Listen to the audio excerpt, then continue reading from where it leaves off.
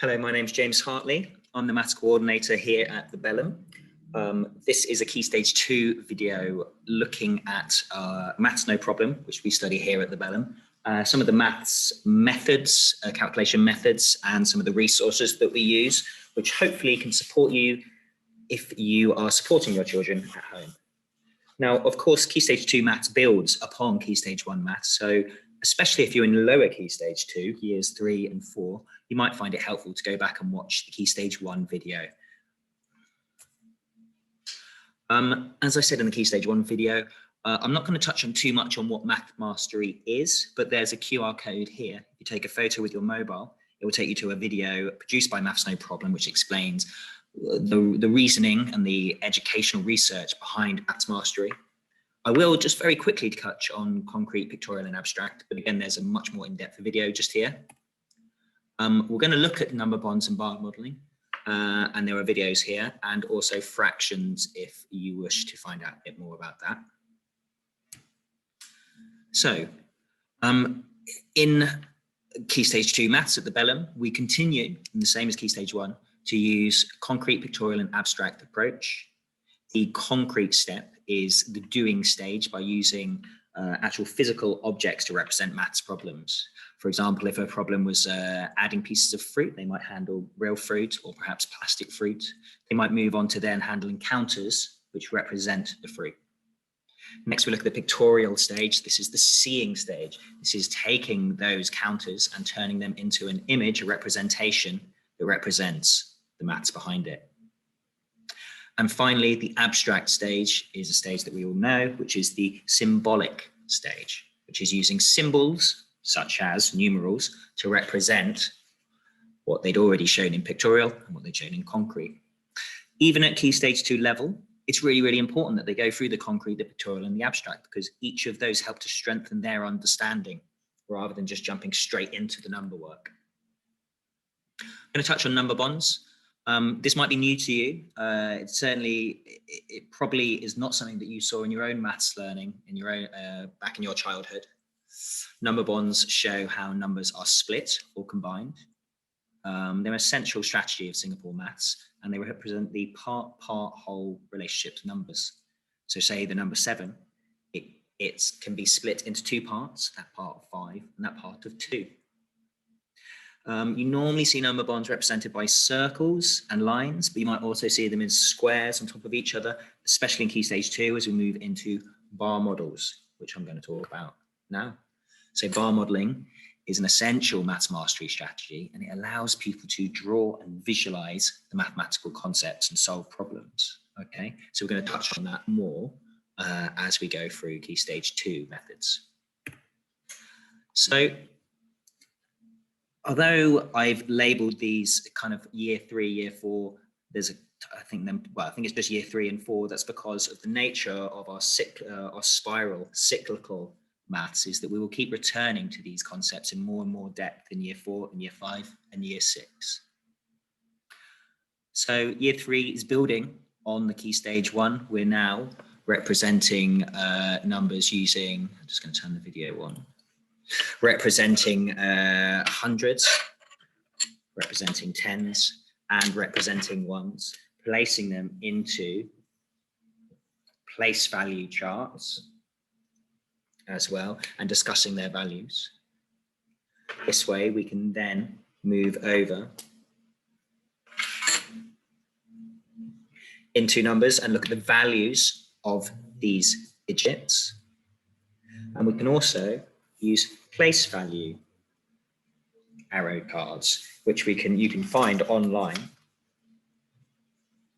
So here, if we have 534, we can quickly break it up or partition it into 4, 30, and 500, which shows us how we can look at the different values, put them back together again. It also helps us to represent it using the number bond method, which we just spoke about. So the 500, the 30, and the 4 all being parts which make up the number 534. As we move into addition, we continue to use the base 10s. Once again, these can all be found on a website called mathspot.com, which you can use digital versions of these, but we can use base 10 to represent numbers inside our place value grid and use addition in that way. Or once we're experienced in that, we can keep the place value grid and move into counters, which represent numbers, okay, like this.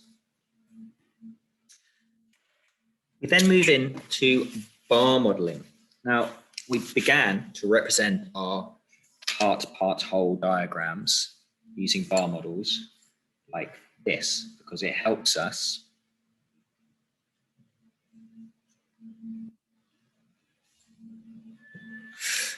to then move into actual bar models. So bar models like this, which say if 34 is the whole and we have 20, what do we need to add to find out something else? Or perhaps we know the 4, what is the whole? Okay. Bar model is a very good way of representing which part and which whole part of the problem. We continue to use number lines to jump counting on, counting up. We also might jump in 10s and then in 1s. So 6 plus 12, we might choose to jump from 6, whole jump of 10 to 16, and then jump 2, so plus 10, plus 2.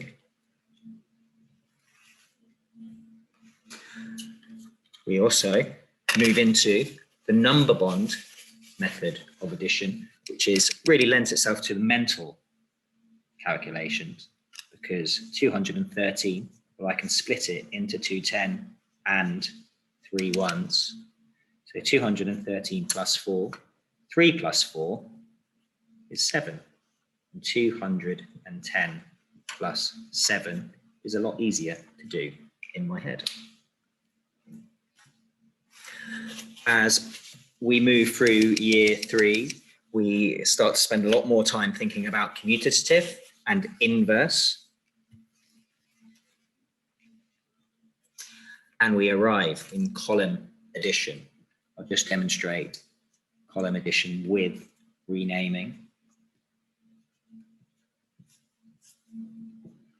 3 plus 7 is 10. So we put the 1s here, we take the 110 up here, we place it here. So now 110 plus 9 10s is 10 10s. We've also got 1 here as well, so it's 11 10s. I'm going to put the 1 here, I'm going to put the 100 up over here in the hundreds column. Now we have 2 plus 4 is 6, plus 1 more is 7 hundreds. And as we move into subtraction, we continue to use bar models. We are also introduced to the comparative bar model, which is finding the difference. So we know that this is 6, this is 8. We are able to find the difference between the two numbers through subtraction. 8 take away 6 leaves 2. There we go. And once again, we can use the number bond method for subtraction, which really benefits mental arithmetic by splitting this number into, partitioning this number into its 1s and its hundreds and 10s. It becomes a lot easier to subtract. 8 take away 4 equals 4, so it becomes 6, 5, 4. And once again, we look at column,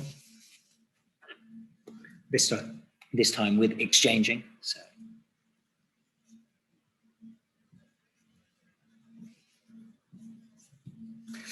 8 take away 9 can't be done. So I take 110 and I place it here. 18 ones take away 9, leaves me 9. 4 tens take away 4 tens. 600s take away 300s. There we go. As we move into multiplication, we look at arrays. Arrays are a way of visually laying out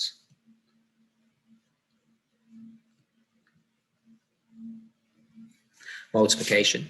So you see here that I have 3 and 5. So 3 times 5.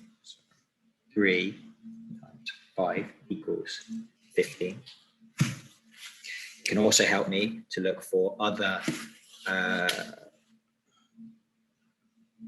also help me to spot other amounts within. So I can actually also see there are 3 lots of 5 this way. And it can help me to look at the similarities, the relationships between, say, the 4 times table and the 8 times table here. There is, again, a number bond strategy, a way of splitting, partitioning a number into a smaller amounts to make it easier. 12 times 4, well, I can split 12 into 10 and 2. Well, 10 times 4 is a lot easier, and 2 times 4 is a lot easier. I can then add the 2 back together to make 48. And we move into column multiplication. There's the, with renaming and without renaming. I'll just show you one here. We have our tens and our units. 25 multiplied by 4. Well, 4 times 5 equals 20. 4 times 20 equals 80. Adding them all together gives us 100.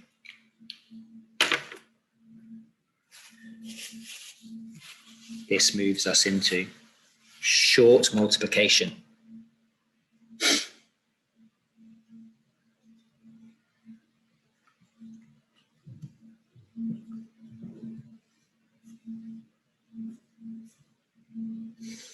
Oh, I don't need this for short multiplication.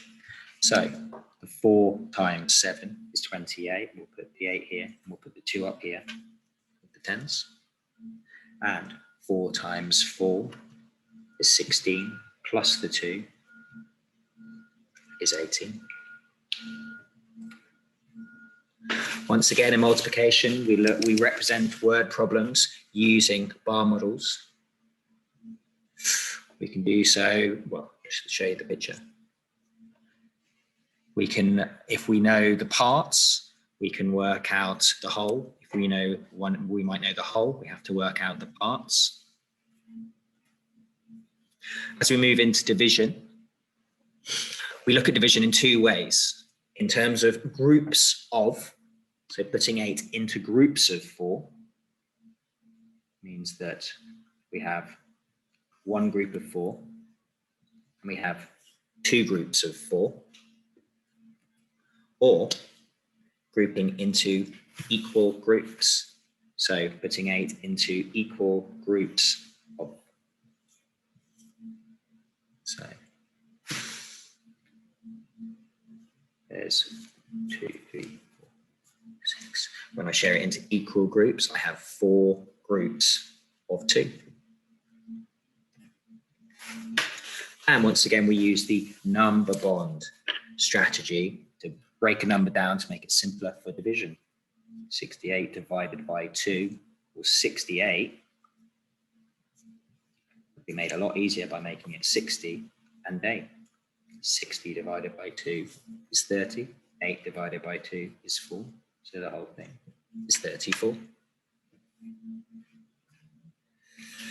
Finally, in year 3, we start to touch on long division in a very simple way. It relates to our number bond division work we just did. This time we start to split the numbers into easily divisible, here we go, parts.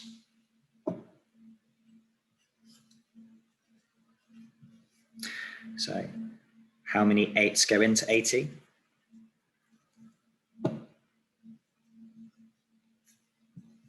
So 8s go into 80, but they go in 10 times. We're left with 16. So we'll take away 16. 8s go into 16. They go in 2 times. We start to move towards long division in this way. We're also looking at place value counters, starting to represent number using place value counters, looking at the value of them. As we move into year 4, we use the number line method a lot more, jumping forward in 10s, in hundreds, and in ones, well, hundreds, tens, and ones. As we move into multiplication, we start to represent multiplication using the bar model again. So looking at 15, 15 being 5, 5. We can also look at multiplication as repeated addition. So 5, 10, 15. So 3 lots of 5 becoming 50. And we return to the array method as discussed before. This now helps us to see commutative or number multiplication facts. So 3 times 6 being the same as 6 times 3. And we can divide by grouping numbers, which will help us as we begin to group numbers with remainders. Finally, by dividing by remainders and creating these part-whole methods, we start to move into long division. Again, I'll just show you how you might do this. So 75 divided by 6, what they create. 75 can be broken into 60, 15. 15 can be broken into 12, and 3. So 60 divided by 6 is 10. 12 divided by 6 is 2. And 3, it does not work. It's a remainder.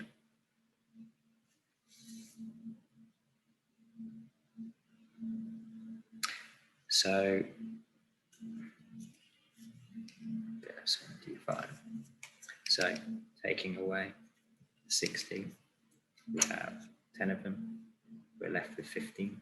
Taking away 12, we have 2 of them. And we're left with 3. We have a remainder 3. So each of these techniques are covered with more depth as we move through year 5 and into year 6. I just want to show you just a few of the techniques that we use here.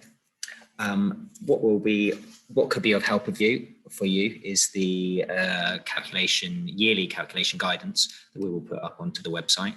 And Maths No Problem themselves on their website have many videos, especially the ones that I've linked the QR codes at the beginning of this video.